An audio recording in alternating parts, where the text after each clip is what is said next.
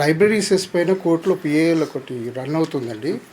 దానిపైన brief facts చెప్తారండి.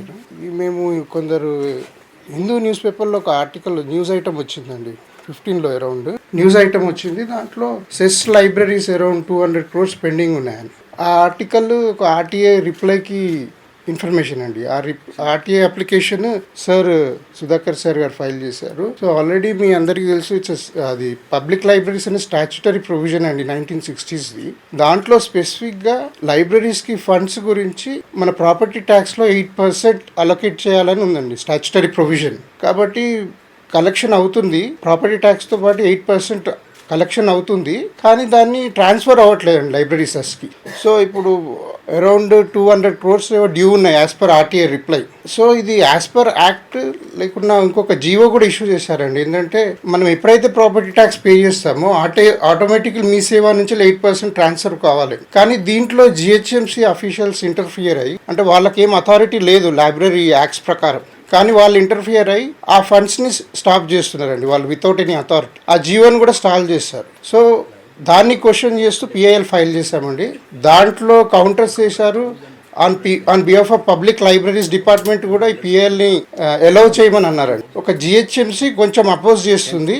అది కూడా వాళ్ళ గ్రౌండ్స్ ఏంటంటే వాళ్ళకి కొన్ని పెనాలిటీస్, ఇంకొన్ని చెక్ బౌన్స్, ఈ ప్రాపర్టీ ట్యాక్స్ పేమెంట్ అప్పుడు డ్యూస్ ఉంటాయి, అవి డిడక్ట్ చేసుకుంటే మీగర్ ఉంటాయండి. సో ఇప్పుడు 2016లోనే 200 crores డ్యూ ఉన్నాయంటే ఇంకా మన మొత్తం స్టేట్స్లో ఇప్పటివరకు చాలా ఇంకా ఎక్కువ ఉంటాయి. సో ఇలా సిమిలర్ సిచ్యువేషన్ సుప్రీంకోర్టులో ఒక లేబర్ సర్చార్జ్ పైన ఇష్యూ రైజ్ అయినప్పుడు సుప్రీంకోర్టు ఏం చేసిందంటే ఈ డ్యూ ఉన్న సెస్ మొత్తం ఆడిట్ చేయించారండి. ఇప్పుడు మన స్టేట్లో కూడా హైకోర్టులో పెండింగ్ ఉంది కాబట్టి ఫైనల్ హియరింగ్లో ఉంది. We'll also request for auditing, separate independent auditor general దాంతో ఆడిట్ చేస్తే ఎంత డ్యూస్ ఉన్నాయో వాళ్ళు క్లారిటీ ఇస్తారు, దాన్ని ట్రాన్స్ఫర్ చేయొచ్చు అని చెప్పొచ్చాడు. కానీ ఇక్కడ వచ్చిన ఇష్యూ ఏంటంటే హ్యూజ్ అమౌంట్స్ డ్యూస్ అక్యుములేట్ అయ్యాయి. దాన్ని ఒకటేసారి ట్రాన్స్ఫర్ చేయడం కూడా ప్రాక్టికల్లీ ప్రాబ్లమ్స్ వస్తాయి. సో దీంట్లో గవర్నమెంట్ ఇంటర్ఫియర్ అయ్యి separate committee, library intellectuals, government officials, judiciary అందరూ ఇంత డ్యూస్ని ఎలా ట్రాన్స్ఫర్ చేయగలుగుతాం? ఎందుకంటే ఎట్ ఎ టైం ట్రాన్స్ఫర్ చేయడం అన్నది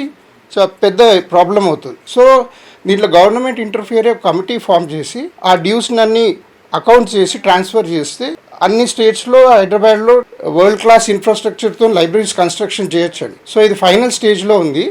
మోస్ట్లీ ఒక 2-3 monthsలో ఆర్డర్ వచ్చే ఛాన్సెస్ ఉన్నాయి.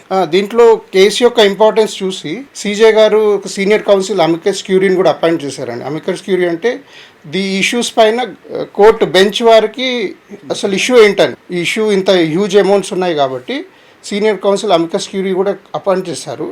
ఆయన కూడా ప్రిలిమినరీ ఆర్గ్యుమెంట్స్లో ఆ సెస్ స్టాచ్యుటరీ ప్రొవిజన్ కాబట్టి అది కంపల్సరీ లైబ్రరీస్కి ట్రాన్స్ఫర్ కావాలి, it cannot be used for any other purpose అని ఉందండి. సో అదండి యాక్ట్లో ఉంది. యాక్ట్లో it's statutory section specific provisions 22 ఇట్లా 20 ఉంది. దాంట్లో స్పెసిఫిక్గా 8% షుడ్ బి ట్రాన్స్ఫర్ టు జిల్లా గ్రంథాలయ సంస్థ. GHMC is only A collecting agency.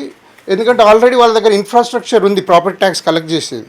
సపరేట్గా మళ్ళీ జిల్లా లైబ్రరీస్ కలెక్ట్ చేయాలంటే బర్డన్ అవుతుంది కాబట్టి ఆ ఇన్ఫ్రాస్ట్రక్చర్ని యూజ్ చేస్తూ 8% వీళ్ళకి ట్రాన్స్ఫర్ చేయాలని ఉంది. జీవోస్ కూడా ఉన్నాయి సార్ ఆల్రెడీ 2016లో వాళ్ళు ఆర్టీఐ రిప్లై ప్రకారం సెస్ కాబట్టి స్టాచ్యుటరీ ప్రొవిజన్ మ్యాండేటరీగా లైబ్రరీస్కి ఇవ్వాలండి, దాన్ని వేరే పర్పస్ యూజ్ చేయరాదు. ఇలా సిమిలర్ సిచ్యువేషన్స్లో సుప్రీంకోర్టులో ఈ లేబర్ సర్చార్జ్ కలెక్ట్ చేసి గవర్నమెంట్ ట్రాన్స్ఫర్ చేయకుంటే సుప్రీంకోర్టు సుమోటోగా ఆడిటింగ్ చేయించిందండి funds as on date due ఎంత అని డైరెక్షన్స్ ఇచ్చిందండి. సో ఇక్కడ కూడా హైకోర్టు సుమోటోగా ఆడిటింగ్ చేయించవచ్చు.